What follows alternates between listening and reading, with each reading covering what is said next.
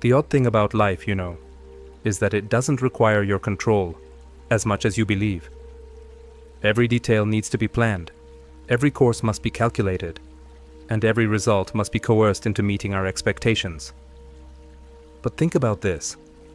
The sand will slide between your fingers more quickly if you hold on to it hard. And maybe, just maybe, life functions better when we stop fighting it. What if everything you're going through, every turn, every twist, every so-called error, is actually a complex dance of unfolding rather than a random event? What if life is passing through you rather than to you? It doesn't ask for guidance or question the turns it must make to go to the ocean, much like a stream that knows exactly where to travel. It just moves, with flawless intellect. You start to notice a peculiar and lovely order to everything when you stop thinking that you have to make things happen.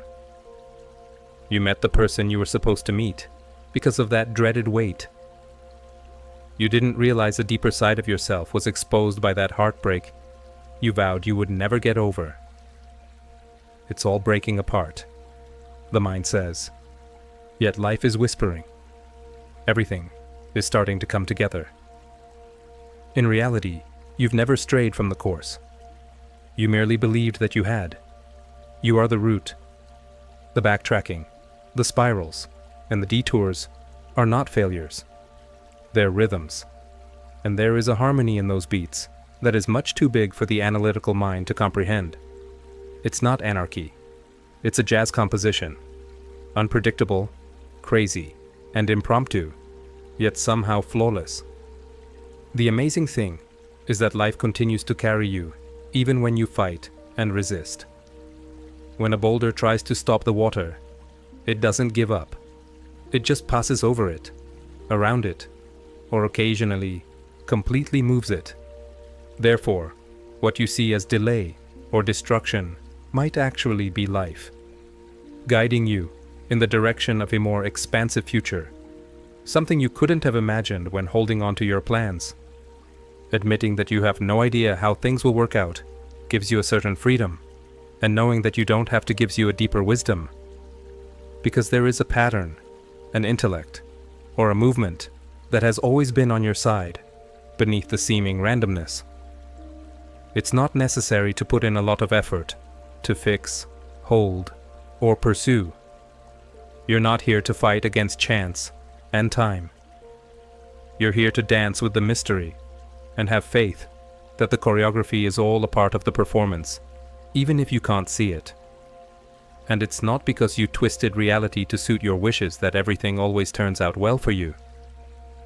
Life is not a puzzle to be solved or a problem to be solved. It is a move, a process, and a rhythm. And something remarkable starts to change inside of you when you start to perceive it as a flowing dance rather than a static item to conquer. The need to grip, the need to control, and the worrisome habits start to fade. Your relationship with life itself changes, not because your circumstances suddenly improve. To make anything important happen, most of us have been taught that we must struggle with life, bend it to our will, push hard against difficulties, and hustle continuously. However, have you ever noticed that life still happens in unexpected ways, despite your best efforts to push, battle, and strive? You plan for one thing, then something different shows up. You pursue a single result, and you get something completely different from life. But somehow, that novel idea, that unanticipated turn in the path, ends up being exactly what you needed all along. This is life's delicate dance, an enigmatic development that defies reason, but is always wise.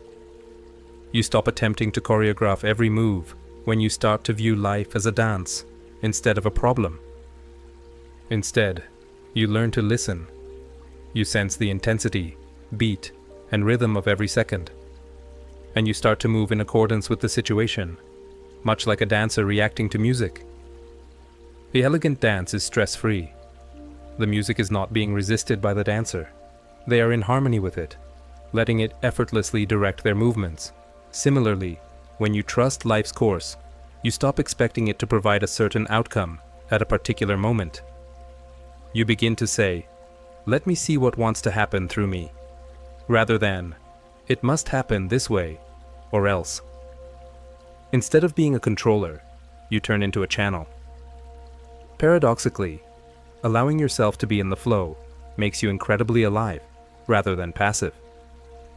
You learn to be aware of the cues, the gentle prods, and the minor coincidences that are actually markers on your journey and invite you to delve deeper into the here and now. Naturally, this is first quite frustrating to the mind. It seeks results, certainty, and the ability to measure, compare, predict, and control. However, life isn't always linear.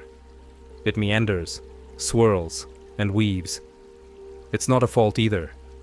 Its beauty lies in that.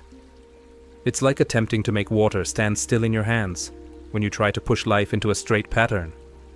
The more you hold on, the more it slips out. However, the water remains when you softly cup your hands and receive. Joy, love, clarity, and even success are all comparable. They arrive via presence rather than coercion. Flowing with life means tuning in, not giving up. It is to understand that life is something that happens through you as you are, not something that happens outside of you. You are one with the dance, not apart from it. You are not distinct from the intelligence that drives this entire universe, any more than a wave is from the ocean. You discover that life has always understood the steps, and that something amazing occurs when you trust that wisdom and say yes to the unknown. When things don't go as planned, you begin to feel supported. It begins to dawn on you that some of your greatest benefits were disguised as detours. You start to realize that what appeared to be failure was actually redirection. Because you understand that your time is not always the same as life's timing, you stop resisting the speed at which life goes. And that's all right. Nothing in the cosmos is against you. It is dancing alongside you, if only you will let it. Being inert or disengaged from life is not the result of trusting the flow. It indicates that you actively participate without holding on to results. You put in the effort, you plant seeds, and you show up, but you don't freak out when the rain doesn't fall right away. You know that growth occurs throughout certain seasons. Certain seasons are for letting go, some for rooting, and some for flowering, and they're all essential. The river never doubts its course. It doesn't stall and question if it's headed in the correct direction. It moves. It travels to its destination, forming mountains, feeding fields, and carving valleys in the process. And it just adjusts when it is redirected or when pebbles get in its way. It finds another path. That's life's wisdom. The grace of flow is that. You are a part of that river too. The current does not separate you from it. In your heart, you know how to trust it, even if you've forgotten. You were trained to be terrified of the world when you were a youngster. You performed a puddle dance. You followed butterflies. You didn't think about your next move. There is a natural understanding below all of the anxiety, uncertainty, and overanalyzing. And understanding that, despite appearances, life is on your side. Therefore, start moving with life again instead of against it. Get rid of the idea that you must know everything. You only need to know the next step, and the next, and the next. You don't need to memorize the entire dance. And you'll start to sense the pulse and rhythm with every step. The limitless wisdom that has been directing you from within, rather than from a distance. Even though the mind finds this extremely unsettling, what seems like chaos is frequently perfect order. We are taught that things should make sense, that things should go according to plan, and that logic must always be upheld. However, life rarely follows the tidy, structured patterns that the mind requires. Rather, information travels in waves, spirals, and patterns that are difficult to understand right away. And there is a depth and breadth of intellect in that enigmatic motion that would be completely missed if it were described as random. We frequently jump to the conclusion that something is incorrect when it breaks. We refer to the conclusion of a relationship as failure. We refer to the loss of a job as misfortune. We witness turmoil when a plan falls apart. However, we could start to see a deeper rhythm beneath what we previously perceived as disorder if we take a step back from our constrained perspective. Our expectations are not consulted by life. The way it travels is determined by its own intelligence. An intelligence that sees past our comfort zone, past our desires, and beyond the present. A leads to be, leads to see, is the linear sequence that the intellect wants. Yet life is a vast, intricate tapestry rather than a straight line. Even seemingly unrelated events are frequently intricately intertwined below. Even if you don't understand why something happened right now, years from now, you might look back and see how well it matched with who you are becoming. You might find that a route that was much more in line with your soul was made possible by the missed opportunity you lamented, or that the heartache you believed would destroy you actually reawakened a strength within you. In its unadulterated state, chaos tests the ego and destroys the appearance of control. Ironically, though, that very turbulence is frequently what allows us to gain more insight, autonomy, and comprehension. The dawn is preceded by the gloomy night. Something greater is created when the familiar is dismantled. But it's easy to forget that when we're in it, when we're feeling lost, confused, or damaged, there is always a higher order at work. This is not meant to minimize the agony of uncertainty, or to romanticize suffering.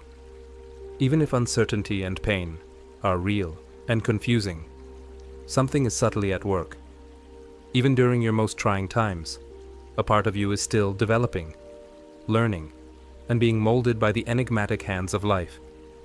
The inner self perceives what the surface refers to as chaos, as transformation. The creature inside can come out when the shell cracks. The storm comes to take away what you no longer need, not to destroy you. Additionally, there are instances when the path must be obscured by darkness in order for you to eventually come to trust your inner light. Consider the natural world. The seasons change because they naturally do, not because we ask them to. Trees shed their leaves in preparation, not in desperation. The petals falling is a natural part of the cycle and is not a sign of failure. Even during the coldest winter, life is present beneath the surface. It is simply conserving, rearranging, and preparing for the bloom in invisible ways. This rhythm applies to your life as well, and the times that seem to be coming to an end can just be the silence before something fresh starts to emerge. We have a propensity to clench up and oppose the unknown when we are unable to predict what will happen next. However, it is precisely this resistance that makes disorder seem intolerable. Something softens when you let go of the need to know everything right away. You start to realize that you can be at peace without knowing all the answers. While you're still in the thick of things, you don't need to know the whole narrative. Life might drag you into turmoil at times, to return you to the present and release you from the delusion of certainty, not to punish you. Should lower your IQ in order to regain your ability to hear your heart. The heart doesn't communicate through numbers and equations. It communicates in silence, in knowing, in feeling. And occasionally we need a little mayhem to eventually stop and become still enough to hear it. Now, you may be in a place where you're doubting everything, feeling disconnected, uncertain, and alone, and where nothing makes sense. What if, however, this very sensation is the area where clarity is starting to emerge? What if the perplexity indicates that you are letting go of outdated definitions, rather than that you are lost? You can't add something new to something that doesn't work. To reveal the truth of who you are becoming, the identity that formerly served you must go. Behind the chaos, there is a sacred order and a hidden intelligence in the demolition. You are undergoing a transformation rather than punishment. And even though it could seem like everything around you is uncertain, there is one thing that is guaranteed. That something is your consciousness, your presence, the inner self that has always been there, seeing the events as they develop. To feel safe, things don't have to be organized. It merely observes. It just permits. It has faith. Furthermore, this faith is not heedless. It's not gullible. It's a silent acknowledgement that life is more complex than the human intellect can process. It's a surrender of the delusion that you ever needed to keep everything together, not of power. You start to flow in the letting go. In the midst of the flow, you start to see that what seemed like chaos was actually life rearranging itself for your best development. You don't have to figure out every bend and twist. It is not necessary to follow the reasoning behind every unfolding. All you have to do is keep your mind open, stay inquisitive when things are unclear, have faith when things are unclear, and allow life guide you, even when you are unable to see the way forward. Because it is frequently during those times, when everything appears to be falling apart, that things are actually coming together. We frequently search for redemption in the future. We think that everything will be fine once we reach a certain point, when we have the job, the relationship, the money, and the recognition. Life will then make sense. However, this style of thinking makes peace elusive. Wholeness, it informs us, is never here, never now, and always somewhere else. Nevertheless, there is only the here and now. The mind, however, opposes this. It never stops running. It seeks to ascertain the next course of events, the outcome, and whether everything will be all right. It never stops circling between what has been and what might have been, living in regret or expectation. This motion feeds the ego because it maintains the delusion that we are in charge and that we can think our way to safety. However, time manipulation does not lead to true enlightenment or peace. It results from completely resting in this moment, which is always full and always fresh. You start to notice something significant when you start to tune into the moment without resistance. There's a quietness here, a sort of quiet that lies beneath the surface, a mental activity. That quiet is alive, conscious, and intelligent. It is not empty. It is life, pure and simple. You're not apart from what is taking place in this area. You're not a character trying to make sense of a crazy world. The consciousness in which everything occurs is you. The story is not you. You are the space. The idea that this present is insufficient is the foundation of all your worries about the future, including whether it will turn out well, if you'll obtain what you want, and whether things will ever feel different. But what if there is nothing lacking at this moment? What if this is where everything is already? Even your desire for something more is a wave that is currently passing. You will realize that you are still entire, present, and in good health if you stop fighting it and simply let it to come and go without chasing or pushing. Anxious planning or cerebral grasping cannot unlock life's deeper intelligence. It manifests itself in silence, presence, and submission. The paradox is that you start to align with a flow that takes you forward on its own, once you stop trying to push for a better future. Even if it might not look exactly as you had in mind, it will feel right. Instead of you pushing against life, it will feel as though it is passing through you. While having a vision and goals is perfectly acceptable, happiness is delayed when you clutch onto them too closely, and your sense of well-being is reliant on their realization. You miss what's here, and your tranquility becomes conditional. You miss the limitless richness and beauty of the now as it unfolds, and you give up on attempting to get away. The body is in the here and now at all times. It doesn't exist in replayed memories or imagined futures. Here, it breathes. Here, it senses. And you're reminded of something basic, yet profound, when you return your focus to the breath, the tingle in your fingers, and the sensation of your feet on the floor. You're still here. Not today, not tomorrow, not later. And when this aliveness is totally satisfied, it is sufficient. There's no need to embellish anything. There is no need for a plot. It just is. And there is a great deal of freedom in that isness. You start to trust the unfolding when you let go of the urge to know what will happen next. In an open-minded and inquisitive manner, rather than in a passive or fatalistic manner. Knowing that you are being carried, even when you are unsure of the direction, makes you begin to live with a certain respect. Instead of attempting to make the river bend the way you want it to, you let it show you where it flows naturally. This does not imply that you never imagine, plan, or take action. It implies that you act from a place that is anchored in the present moment, from a grounded center. You no longer act in an effort to better yourself or establish your value. They are manifestations of the whole life that already exists within of you. To get out of the present, you don't chase the future. Life moves onward, so you do too. And you're going with the flow. Looking back on your life, you'll see that a lot of the things that used to worry and stress you out finally work themselves out. Not always in the way you anticipated, but frequently in a way that felt oddly ideal. This is how life works. It arranges everything in its own time and manner. And the more you remain receptive to the present, the more you start to feel the enigmatic elegance. It permeates everything. There is a seed of order and a silent intelligence at work behind the scenes.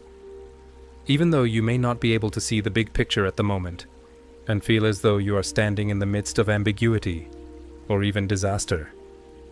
It doesn't have to make an announcement. There's no need to sort it out.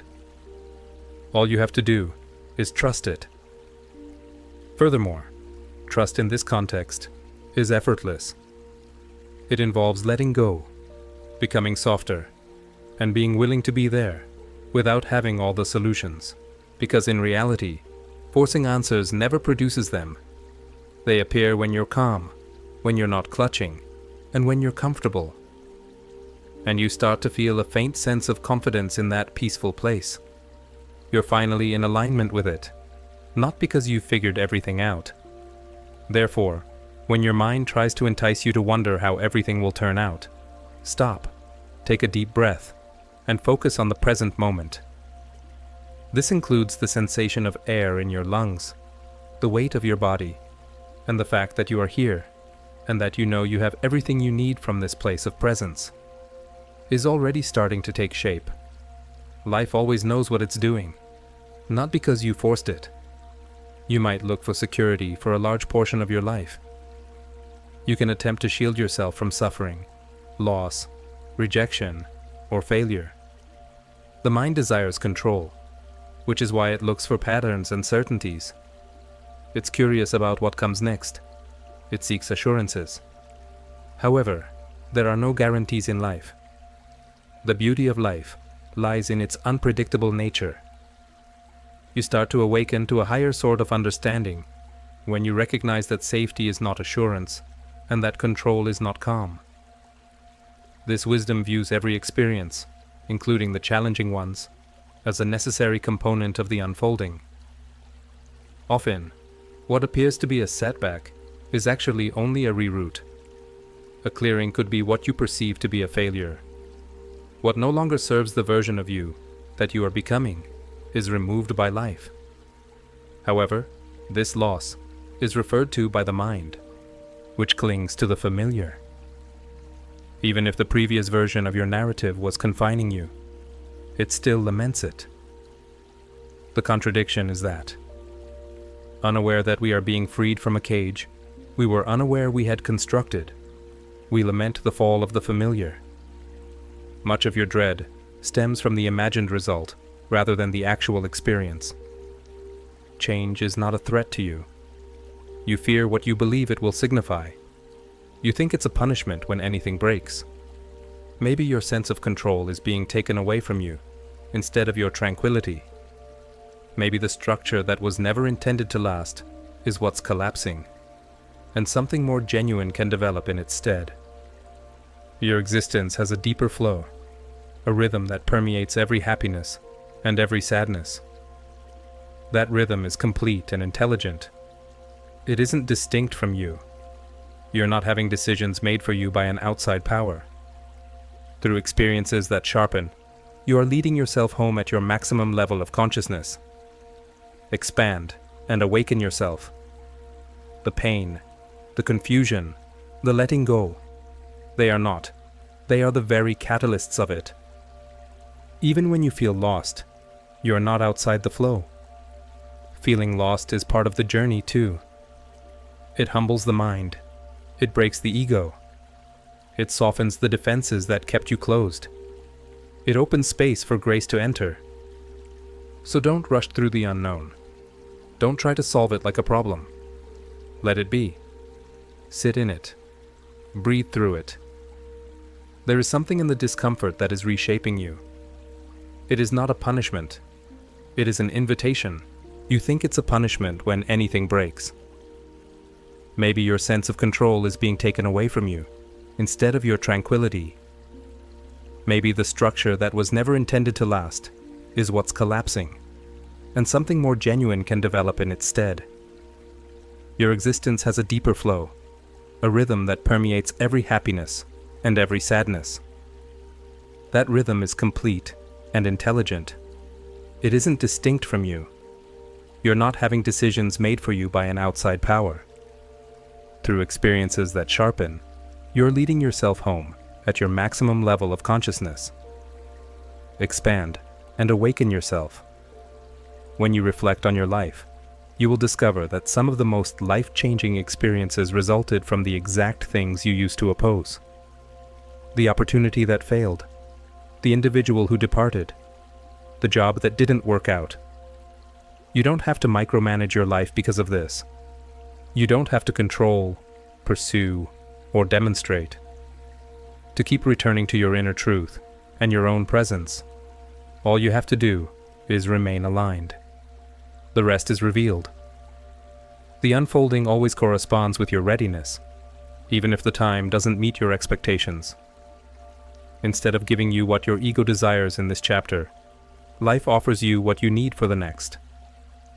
Every twist and turn has a deep intellect at work, and that intelligence is not far away.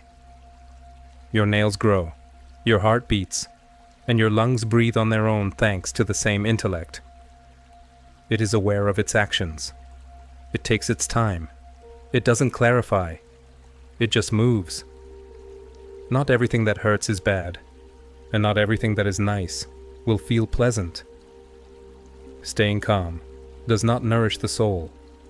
It develops through depth, fire, quiet, and surrender. Remember that it's not always a step back when things go your way. There are instances when it's a covert advancement. In order for what emerges next to be based on sincerity rather than performance, you may occasionally feel drawn further within yourself.